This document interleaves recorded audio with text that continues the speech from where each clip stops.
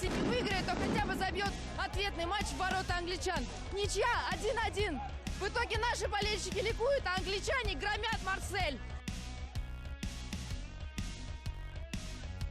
Как в этот раз все было устроено, потому что мы помним, что в прошлый раз там были такие вещи, что английские болельщики пробрались в зону россиян, ну и так далее, то есть там были такие провокации. Там вообще наоборот получилось, это наши прорвались.